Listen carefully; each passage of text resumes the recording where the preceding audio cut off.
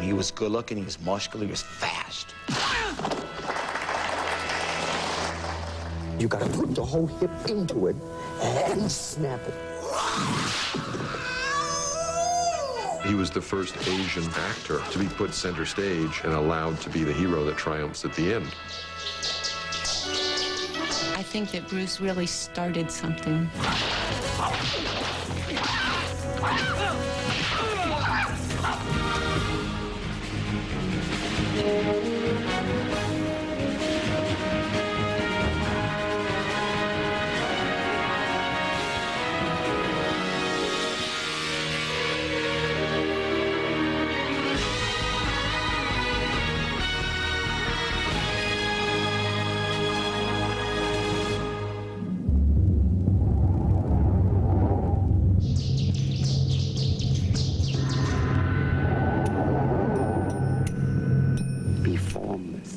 Shapeless, like water. You gotta put the whole hip into it and snap it. Ultimately, martial art means honestly expressing yourself. Dragon whips his tail. The war cry was unmistakable. It needed no translation. His fists and feet did most of the talking. And his face became recognized around the world. The greatest martial artist, Bruce Lee. When you hear the word martial arts, you think Bruce Lee. And that's not just in America, that's globally. People think Bruce Lee because he embodied the martial spirit, the true spirit of the martial arts. You could feel the room come alive when Bruce bounded in. Bruce never walked into a room, he entered a room. Bruce was irritating, fun, stimulating, exciting, charismatic, cocky, genius. He was good looking, he was muscular, he was fast. He was extremely articulate and extremely high IQ. If there's any irony in all of this about the greatest, is that he demythologized particular martial arts. There would not be Ninja Turtles, there would not be Karate Kids, there would not be Chuck Norris, there would not be Steven Seagal, there would not be Jackie Chan, there would not be Jean-Claude Van Damme had it not been for Bruce Lee. He was the one who didn't just, you know, open the door. He created the portal through which all these people passed. On screen, Bruce Lee was larger than life. In person, he was just 5'7", 140 pounds, and nearsighted. Despite his size, his impact was huge. Today, thousands of martial artists around the world study the legendary Bruce Lee style.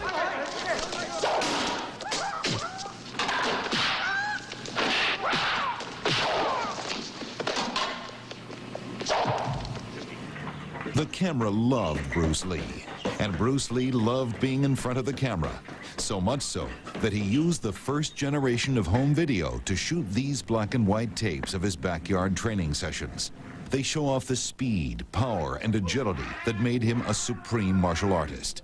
Beautiful. But Bruce Lee's true greatness sprang from his ability to do as much with his head and heart as he did with his fists. Okay, now let's run it back and see what happens. Bruce was definitely a fighter, but he was underneath a very deep person rooted in philosophies that went back thousands of years. He was a very old soul come to visit us for a short time.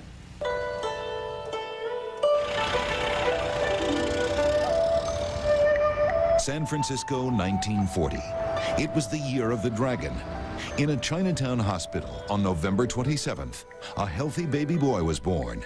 His father was a Chinese opera star touring the U.S. His mother named the child Li Junfang, but a nurse gave him the name the entire world would know, Bruce. The family returned to their home in Hong Kong when Bruce was 3 months old.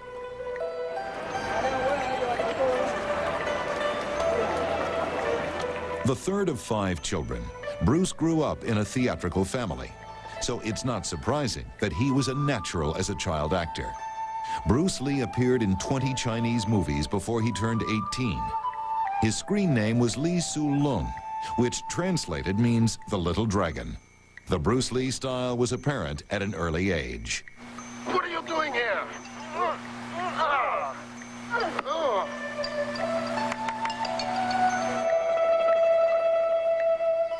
But the Little Dragon was more of a street fighter than a movie star. Growing up on the streets of Hong Kong is what sent Bruce to get an education in martial arts.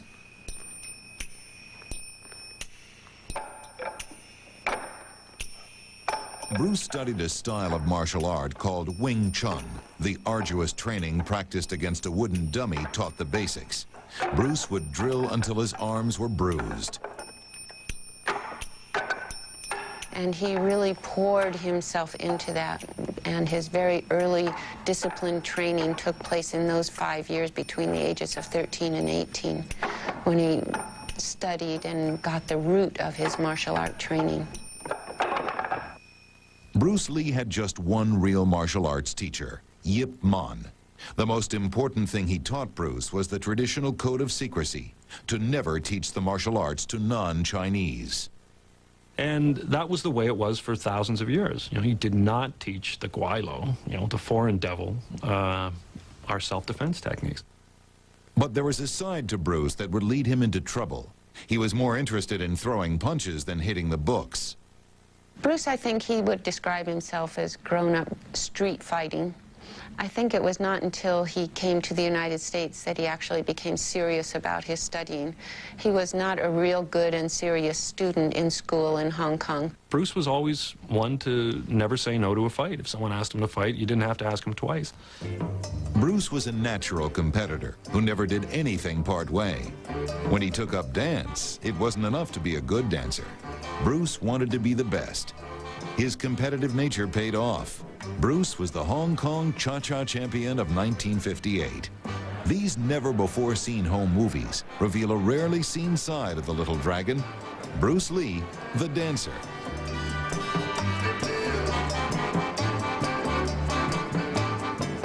The rhythm and fluidity of dance complemented the balance and footwork of his martial arts. They fit together like yin and yang. I think it is quite natural for him to have combined the characteristics of being a streetwise young punk that he would have called himself, I think, and combining that with being the coolest cha-cha dancer around, because those things kind of went together. It's almost really like it was in West Side Story. But Bruce Lee's brawling ways still got him into trouble. When it looked like he might end up in jail, his parents decided Bruce should go to America. His father sent him on his way with enough money to get started, but it was up to Bruce to make it on his own. I think it's safe to say that he was not the same man that stepped onto the boat in Hong Kong as the one who stepped off in San Francisco. When he came to the United States, he had $100 in his pocket, and he looked around at everything and said, "Now what?" Once in America, Bruce Lee was alone, poised on the brink of a transformation. He was headed for a showdown that could have been scripted for one of his movies.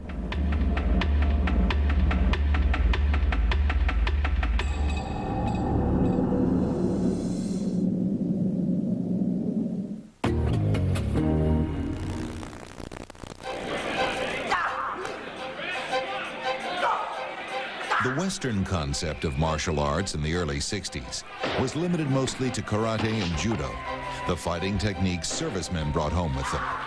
Bruce Lee changed all that.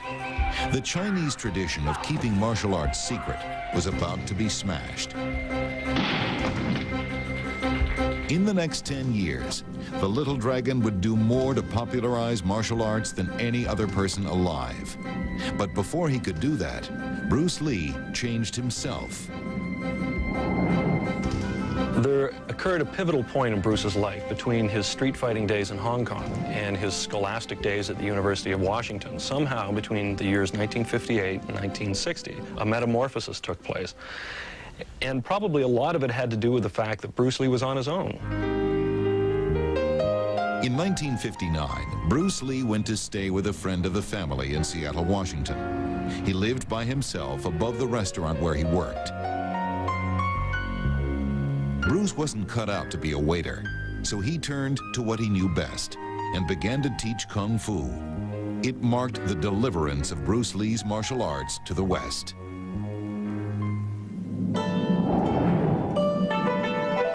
Bruce used his given name and called his school the Jun Fan Kung Fu Institute. While the site of Bruce's first school in Seattle's Chinatown is now a restaurant, the memories of the early days are still fresh.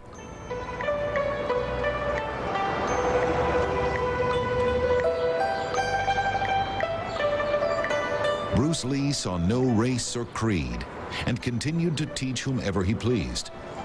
One of the first students was Taki Kimura, who also became Bruce Lee's best friend. He recalls how Bruce changed a centuries-old tradition.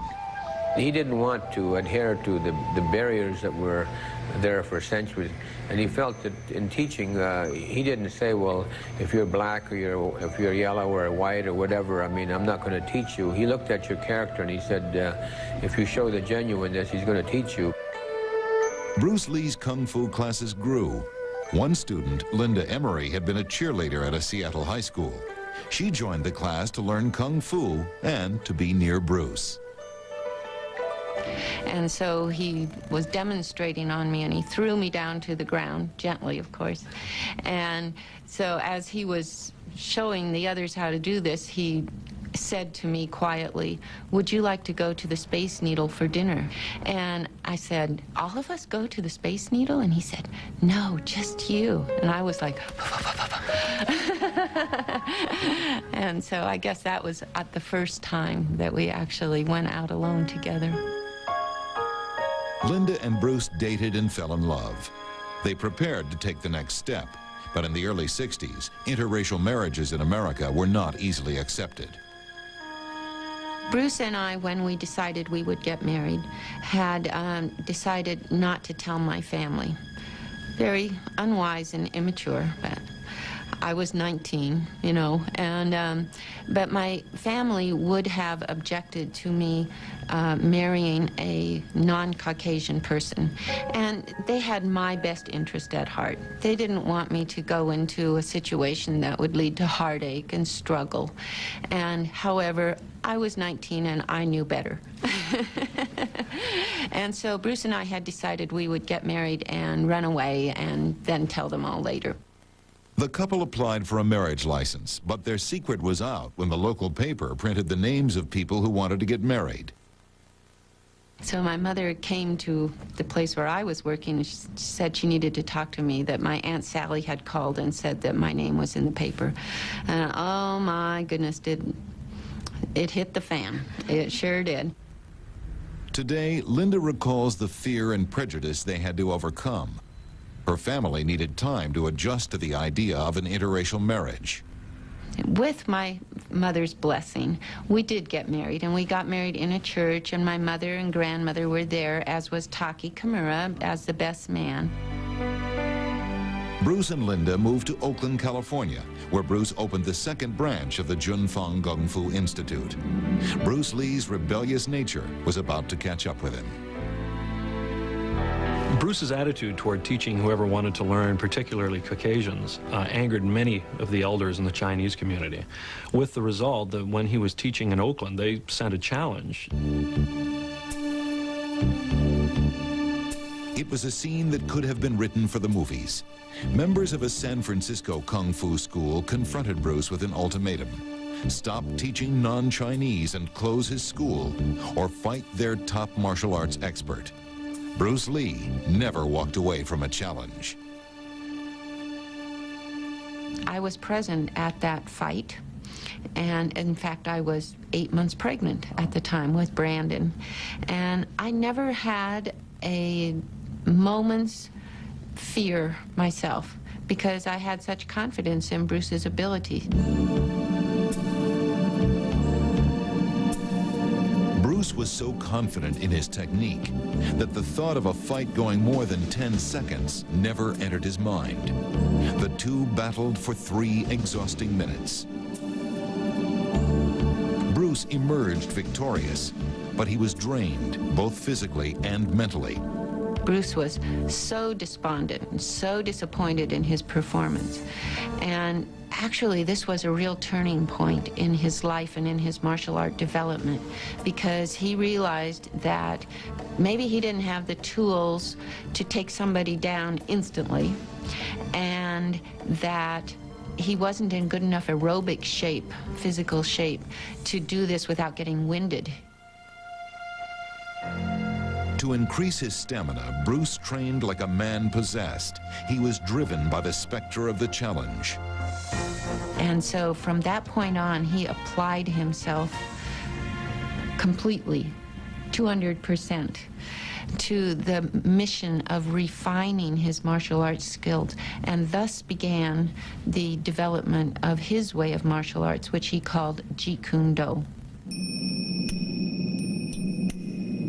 Jeet Kune Do translates as the way of the intercepting fist. It became Bruce Lee's signature form of martial arts. To develop it, Bruce adapted what worked from other fighting disciplines. What worked for Bruce was anything that would win in combat. Bruce also studied intensely. He collected more than 2,500 books covering all aspects of fighting. He did not just read books, he devoured them. This is a book that Bruce Lee learned a lot from, but you can see as you turn through the pages of this book, Bruce's underlinings and some of the lessons that he then applied to Kung Fu as opposed to fencing. This is a fencing book, but Bruce took many of the principles from fencing and incorporated them into his own martial development. For example, Bruce studied the thrusting movements of fencing as a way to quickly engage an opponent.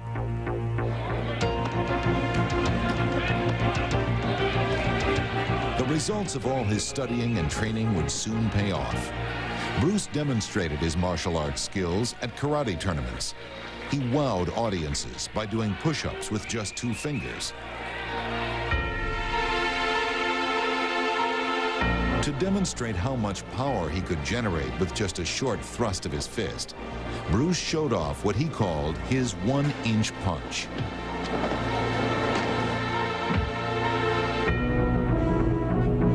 A young martial arts fan saw Bruce Lee at one demonstration. He would become a student and later a teacher of Jeet Kune Do. His exhibition in his Chinese Kung Fu was awesome. It was for real, it was simple, and it was direct and explosive speed. I've never seen explosive speed like Bruce Lee did.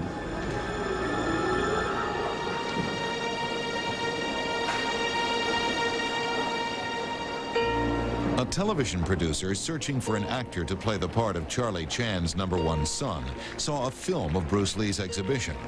He called to set up a screen test. Hollywood was about to change the course of martial arts history. I actually took the call, and Bruce wasn't home, and when Bruce got home, I said, "This guy from 20th Century Fox just called you. You know, he wants to talk to you about doing something on TV."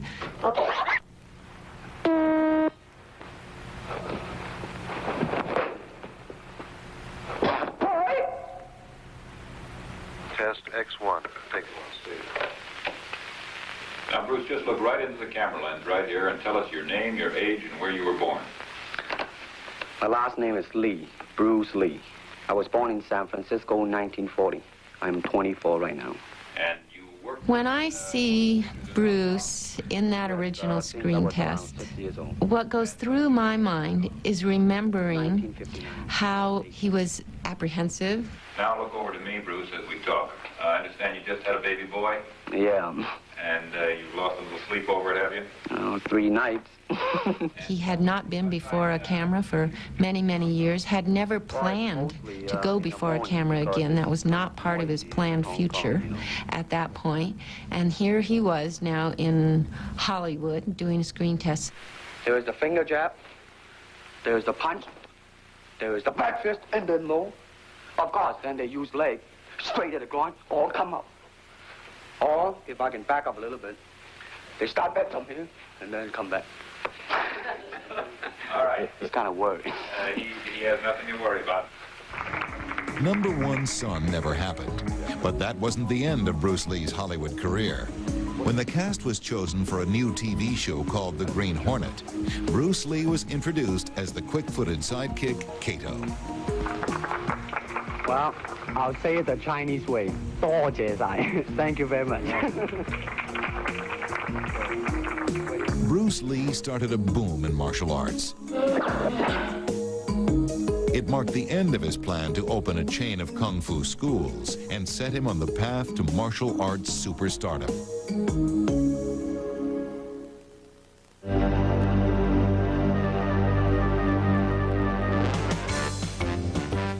The Green Hornet and his sidekick Kato blasted onto television in 1966. Every move the swift-footed Kato made was new to American audiences. But Kato and the Green Hornet could not win the ratings fight. The show lasted just 1 season, and now Bruce had a growing family to support.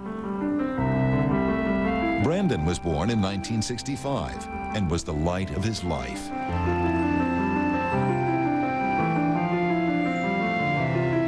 Shannon's arrival 4 years later filled Linda and Bruce's Los Angeles home with love. He did the best at everything that he could, which includes being a father, being a husband, as well as being a martial artist and an actor and a philosopher and being a good friend to many people.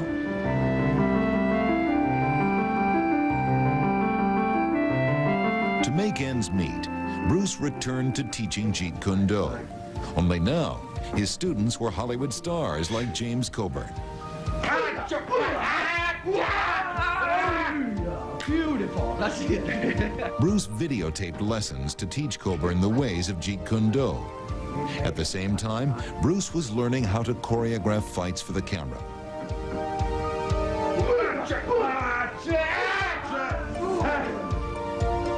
Another regular at Bruce's backyard gym was basketball great Kareem Abdul-Jabbar. He gave Bruce a unique challenge.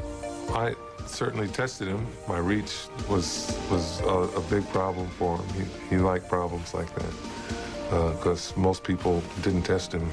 He was a lot more of a challenge for me than I was for him. Bruce became enamored with Hollywood's rich and famous, and there was no star bigger than his student Steve McQueen. Bruce vowed to become just as big a star. Here, in his only existing television interview, Bruce talks about the training sessions with his big screen idol. Now, as a fighter, Steve McQueen, now, he is good in that department because that son of a gun got the toughness in him. Yeah, I mean, see it on the screen. I mean, he would say, all right, baby, here I am, man. Mm-hmm. You know, and he'll do it.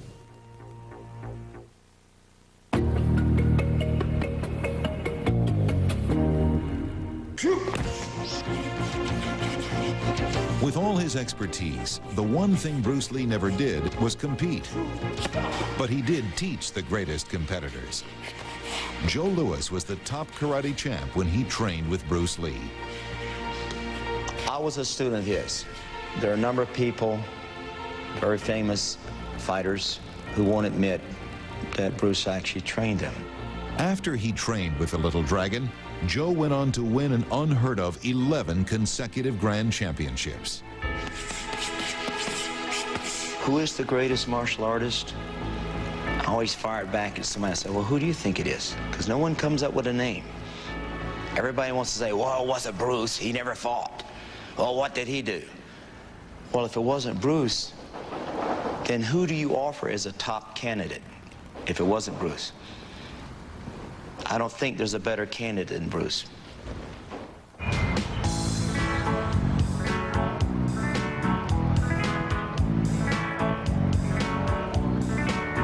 late 60s, Hollywood flirted with Bruce, but there was no marriage.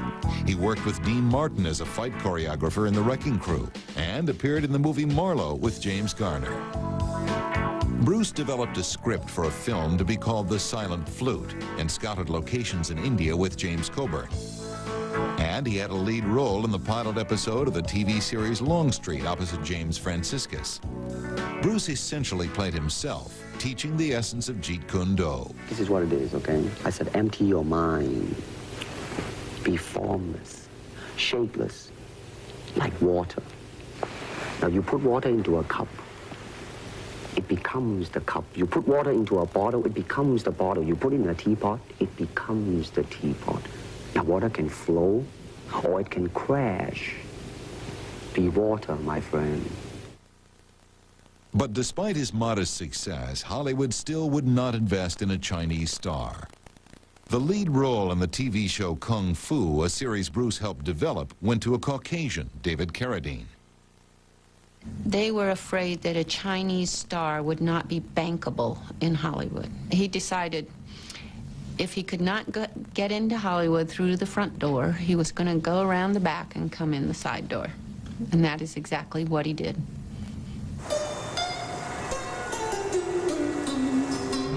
The door wasn't in Hollywood, it was in Asia.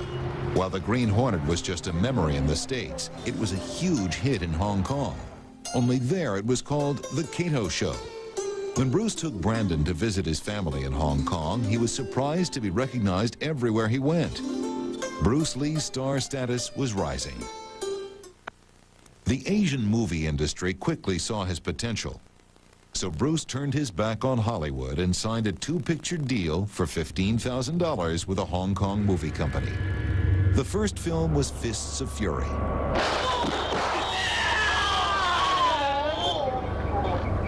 The movie was shot on a budget of just $100,000. The first director was fired midway through production, and much of the script was made up along the way. Working against the odds, Bruce Lee brought an element of realism to the fight scenes.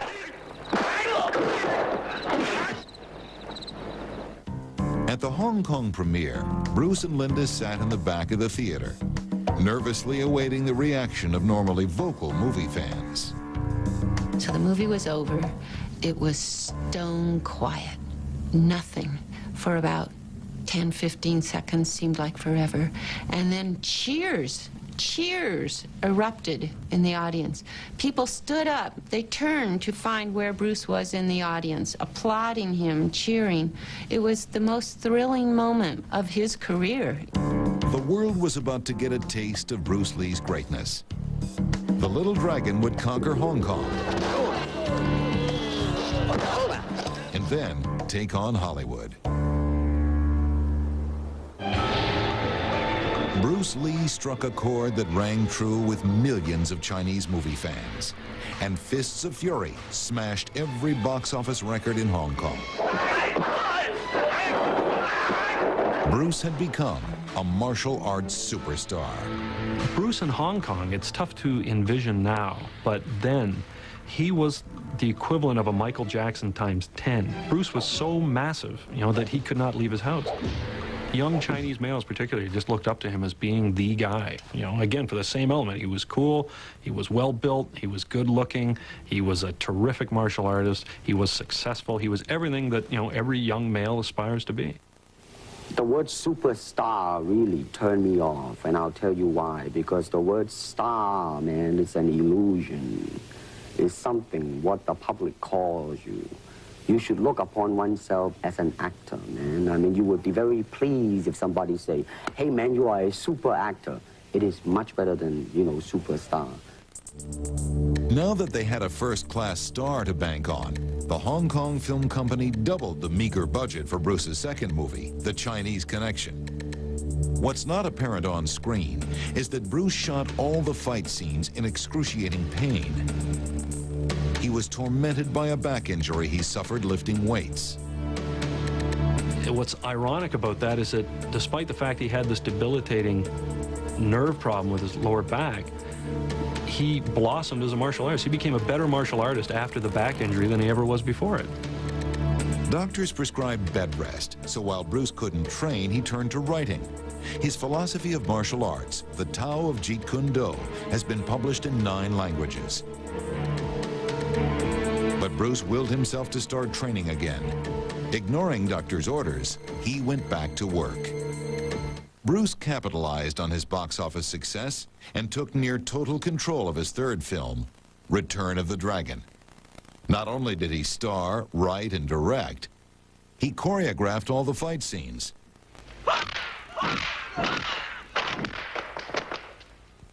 Bruce Lee broke new ground in martial arts filmmaking.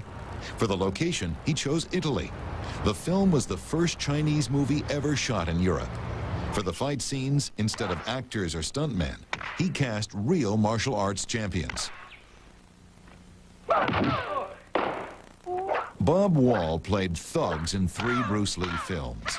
Bruce liked the way he sold a punch. He was adept at taking whatever Bruce dished out, especially kicks to the groin. He was very clever about knowing what the Chinese audience looked for, what they wanted.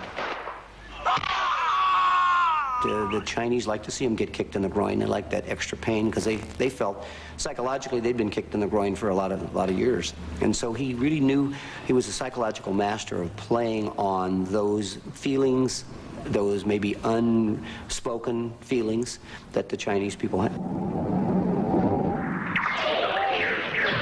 Bruce wanted the climactic scene in Return of the Dragon to be the ultimate fight. His first choice for a worthy opponent was Joe Louis. But he wanted me to do a film, and he talked to me not at length about it because he could tell the distaste in my mouth I had. Bruce, I'm not going to go in a film and let you beat the heck out of me, you know, and let the whole world see that. What, are you crazy?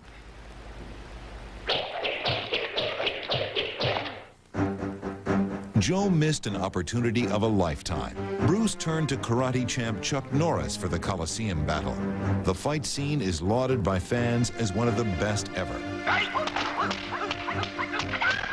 It helped launch Norris's career in the movies.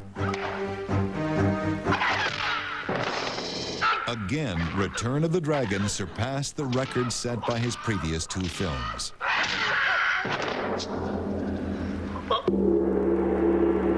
Riding a wave of success, Bruce planned a new film to be his crowning achievement. Game of Death was to feature a remarkable mismatch. The 5'7" martial arts star battled his 7-foot-tall student, Kareem Abdul-Jabbar. Bruce wanted to make it a depiction of the problems he had boxing me. Basically, all of our little episodes in the backyard. And the problems I presented to him with my reach and my relative quickness for someone of my size.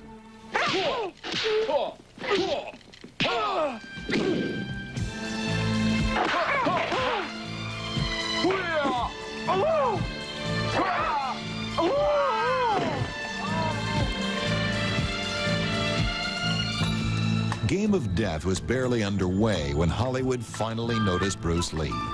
He got an offer so attractive that he stopped shooting Game of Death and started on the movie that crowned him a martial arts superstar. Warner Brothers presents Enter the Dragon, the first martial arts film produced by a major Hollywood studio. He understood that this picture was going to be his showcase to Hollywood and to the West, and so he wanted it to be as good as it could be.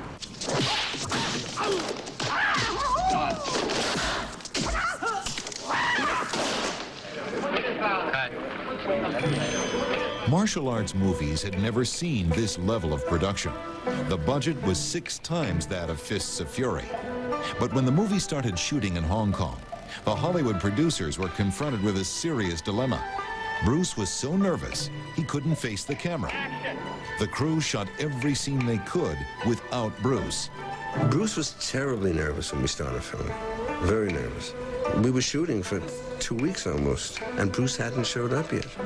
I was telling Warner Brothers the rush is a sensation, and Bruce hadn't showed up yet. I could sense he was very nervous. His voice was like a cheese cutter. I mean, it was like a wire, you know. And I could almost swear that he was ready to levitate off the ground. He was like so wired. But in fairness to Bruce, Whatever nervousness there was the first 2 or 3 days of filming was completely gone by the end of the first week. And it was back to business as usual, the business of making film and making good film and doing exciting things that had not been done before and doing them as perfectly as we could do them.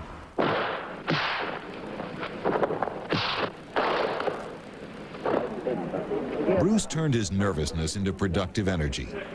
The shoot was strenuous and not without problems. Both cast and crew had to struggle with language barriers.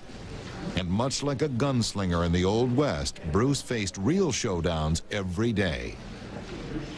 Everybody was always trying to challenge Bruce. It was part of the macho kind of thing that went on.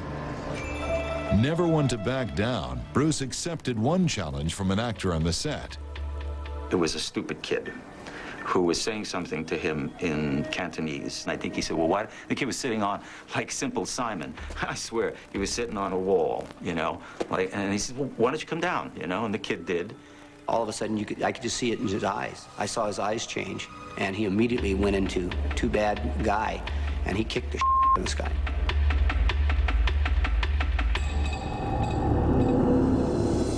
And when that was done and he backed off, he smiled, helped the guy up, and said, back up on the wall.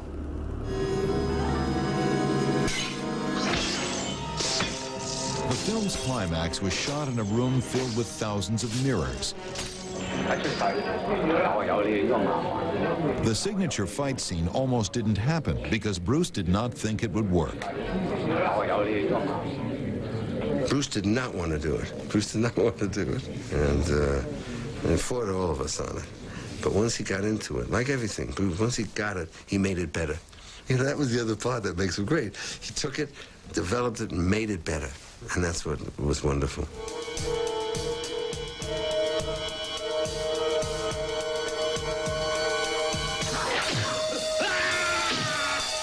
Despite the triumph of filming his first Hollywood movie, there was no time for rest.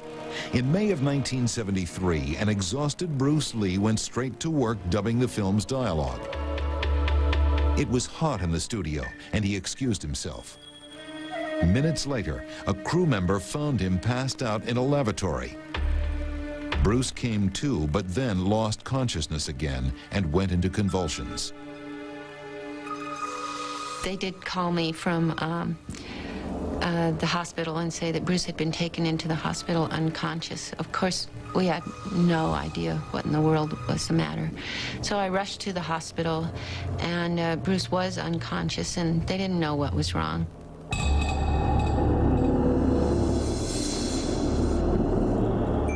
And Bruce was on the brink of death, but pulled back. He could well have passed away on May 10th. But he came back and was alive, but it scared him, as it would anybody who didn't know what triggered it. Bruce visited the best doctors in Los Angeles for a battery of tests.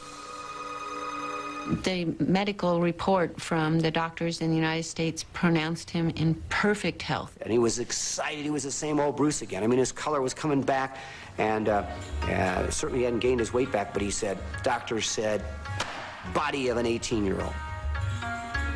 Reassured, Bruce headed back to Hong Kong to complete Game of Death and face his final challenge.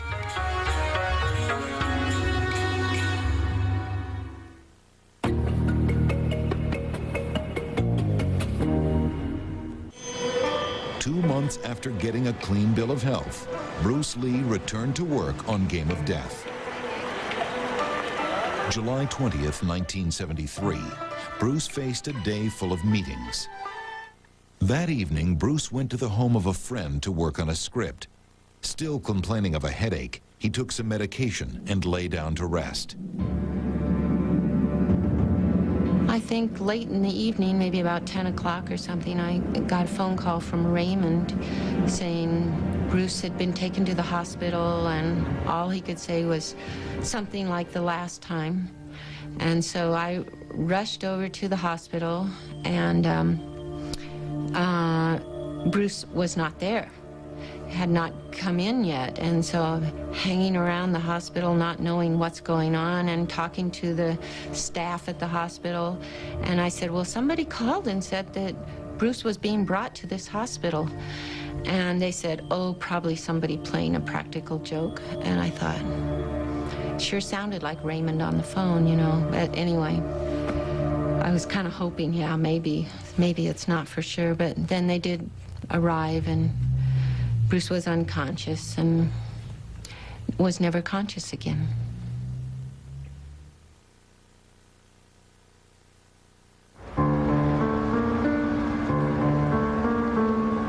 Fans were devastated. More than 25,000 people jammed the streets around the Hong Kong funeral parlor.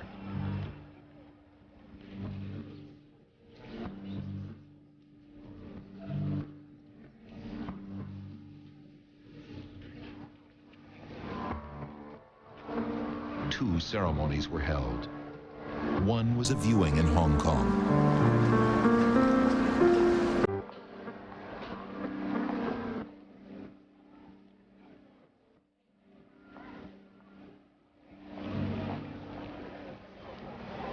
The autopsy revealed that Bruce died from cerebral edema, a swelling of the brain.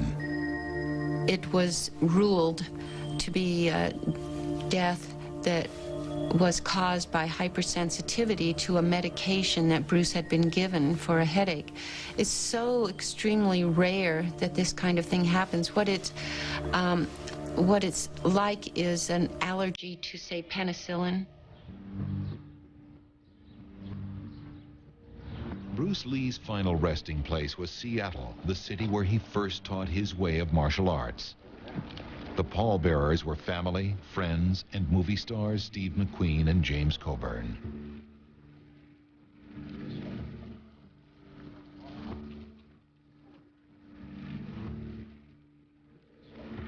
Thank you.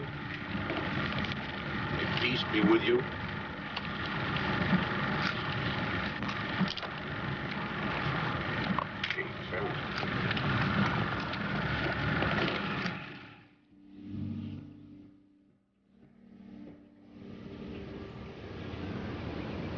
The tickets that Warner Brothers had sent to Bruce and Linda to come for the opening, they were going to be on The Tonight Show, were the tickets that I used to bring Linda and the children back to Seattle for the funeral. The film opened 2 weeks later. I was still in Los Angeles, actually finishing up business when the film opened, and the lines in front of the now Mann's Chinese Theater up on Hollywood Boulevard stretched down the street and around the corner. It was quite an amazing sight. And obviously, because of all of the publicity surrounding his death, there was, I'm sure, an additional buzz and enthusiasm about the film. But the film came out to very, very good reviews, and the box office was phenomenal.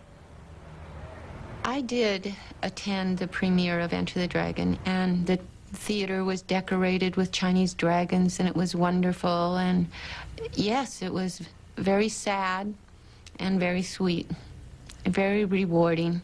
It's even more rewarding now that 25 years later that Enter the Dragon has become the classic of the genre. And I think that Bruce would be very satisfied with that. Enter the Dragon stands as a benchmark of martial arts filmmaking. 25 years after the premiere, Warner Brothers re-released the movie in a special home video edition. Several minutes cut from the original print were restored, scenes that give insight to Bruce's philosophy of martial arts. When the opponent expands, I contract. When he contracts, I expand. And when there is an opportunity, I do not hit. It hits all by itself. Bruce Lee's legacy lived on with his children. Brandon was well on his way to stardom when he was accidentally shot during the filming of The Crow. Fans wondered if the Lee family was cursed. Everybody asks about the family curse. People want to know, do I believe that it exists? I don't believe in a curse. If I did, it would be hard for me to leave my house in the morning or pursue any of the things that I wanted to pursue. I'd be afraid to dream in a lot of ways. And so I don't put any stock in that. I am very much grounded in the fact that my brother's accident was an accident, very much explainable as which makes it more horrific in a lot of ways. And, you know, that my father's death was also, you know, an accident and just happened when it happened and took a lot of people by shock. And the fact that Brandon followed in a tragic way like that as well, you know, makes it seem like some crazy, you know, coincidence, ill-fated destinies and that sort of thing. But, you know, who's to say exactly what the heavenly plans are and what forces are at work? And I just continue to live my life and in their, hopefully in their example. Now, Bruce's daughter Shannon has her own movie career, hoping that lightning will strike twice. Her first big film was produced by the same Hong Kong company that made her father's movies. I think Bruce can be considered the greatest, not because of how high he could kick or hard he could punch or how well he could tell a joke. You know? I think it was more and deeper than that. Bruce was the greatest because of the level of intellectual and spiritual awareness that he had achieved in his life, which led him to make great accomplishments and to share those achievements, not only to benefit his own life, but to inspire and motivate others to do their best. He was the first Asian actor to be put center stage in a Western film and allowed to be the hero that triumphs at the end. You're talking about an industry where they had John Wayne playing Genghis Khan. Come a long way.